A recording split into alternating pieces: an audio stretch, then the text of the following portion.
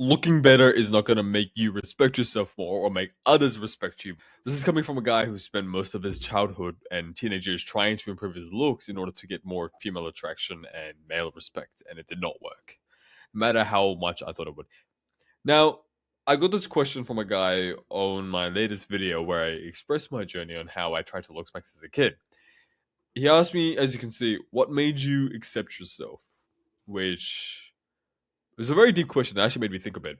At what point did I really stop caring about looks and just accepted how I looked, I guess, how I felt about myself? You see so many posts nowadays about like body dysmorphia, especially with guys that go to the gym and I think black pill content and everything, just always being dissatisfied with how they look. But it comes to a point. There's a difference between just maintaining your looks and trying to look better, where you just do practice basic hygiene, go to the gym, train hard, get a nice haircut, and doing like what these gay looks maxes do, which is like thumb pulling and all that unnecessary shit. On a side note, looking back on this video, I showed you pictures of my old self, which I'll show again now.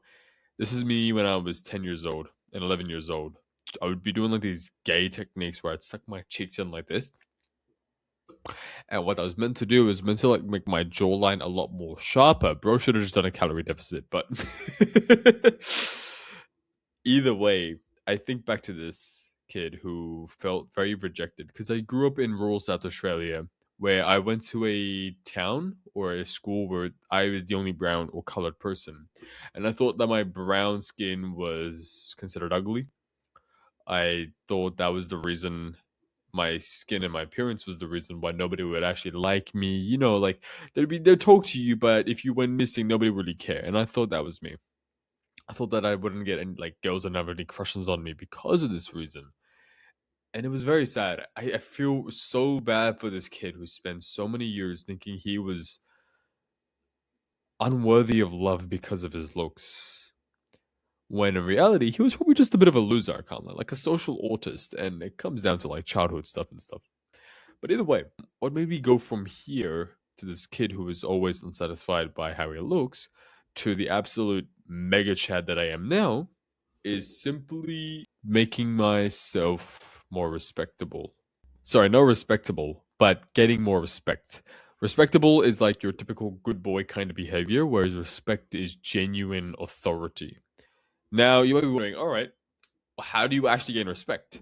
You be an autist like I was and search up YouTube videos on how do you gain more respect, and you end up on a WikiHow page, and one of the steps are like, make sure you give someone a firm handshake when you shake their hand.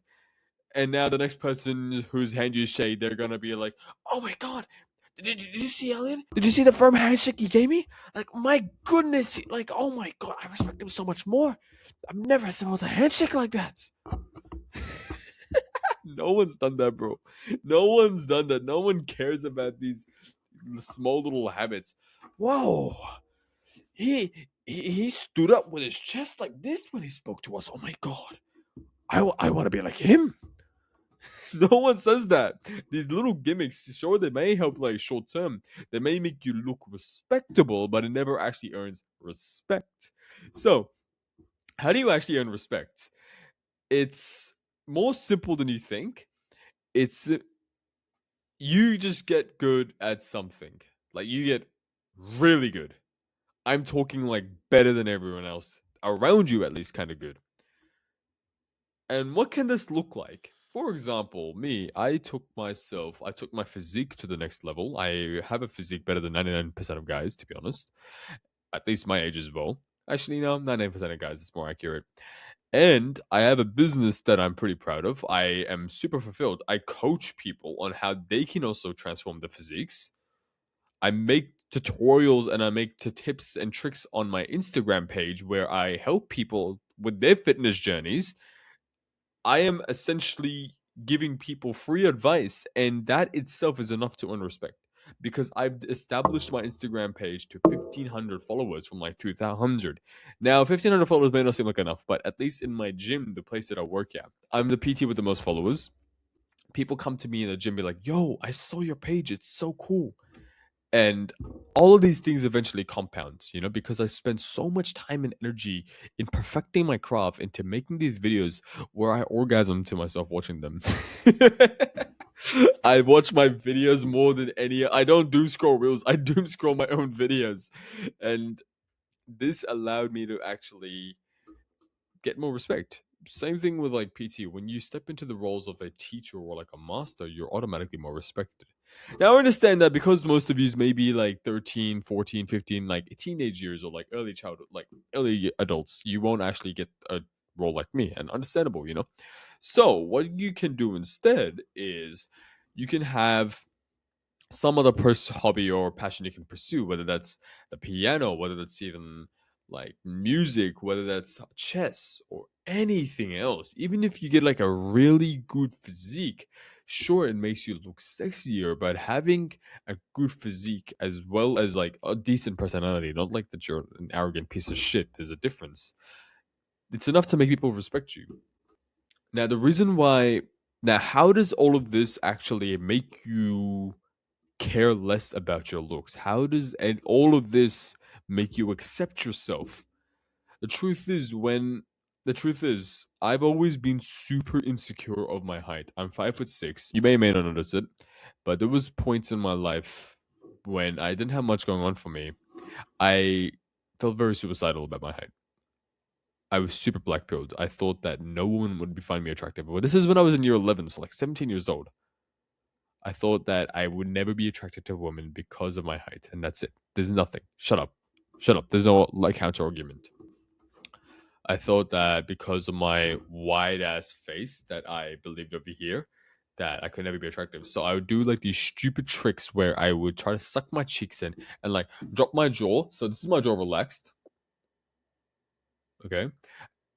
I would do this faggoty move where I would like drop my jaw to make it look like this. To give like the like expression or the appearance of like a less wide, more like narrow jaw or facial structure. Because I hated how like square my shape was. But doing all of that never really helped. If I did continue down the looks maxing path, I sure could have become a looks maxer, and I could have had like a really chiseled jawline, everything. But I just end up looking like a male lesbian. I'd look like one of the other male lesbian looks maxers, and that wouldn't get me any respect from any other guy or like attraction from women. Sure, women may like bat their eyes. They might. I'd be the equivalent of like those K-pop models, which women simp over. But then again, it's not really respectable. You only actually get respected by the looks maxers themselves. Be like, oh my god, bro, what? How did you? What technique did you use to get that? You know, did you use like a thumb, third teeth, thumb pulling, like whatever bullshit they talk about, bro? I really don't care. And so the thing is, when besides all that, looks maxing won't help you, but what will help you is getting really good at one thing. And how does that help you? It makes your everything about you. It makes all of your physical features completely irrelevant. It's been a long time since somebody made a height joke about me, and I just gave less of a shit because I knew I was richer than them, I was sexier than them, I was happier than them, I was just above them. And it doesn't just help you in that sense, getting really good at one thing. It gives you like this sense of fulfillment. Most of the times, whenever we take offense to jokes, is because deep down we're very insecure little bitches who have nothing to show for it, and that's what I felt in back in year 11 when I would get offended by every single height joke. I almost ended a friendship back in year 12 because somebody made a height joke about me. One of my closest friends. I called him the N word back then, but let's not talk about that. But yeah, no, it's most people who don't have anything going for them are genuinely miserable, and that was me. And the way you actually become really good at one thing, even if you are a student, you can actually gain more respect. And so you may see this still a common stereotype where like there's like a smart student and all people don't actually respect him. They just use him for his homework answers. I used to be that kid as well. But when you get so incredibly good that you're not just recognized on a school level, but on like a state level, that's completely different. This is somewhat relevant, but back in year 12, I was studying for the UCAT, which is a medical entrance exam. And that was one of the hardest exams that you can take for medicine. Everyone, all of the other kids in my grade, they were a lot smarter than me, and they were taking the exam, but they were getting good scores, but not enough for medicine. I was one of the dumber, quote unquote, dumber kids, but I dedicated every fiber of my being to actually getting better at this exam. I was waking up at 7 a.m. and jumping straight to the computer to study for this exam. I optimized my diet for this exam. I was eating more nuts. I was going on keto to have less brain fog. I was deleted TikTok, then Instagram, then Facebook, then YouTube, everything so I have less distractions that I focus on this exam.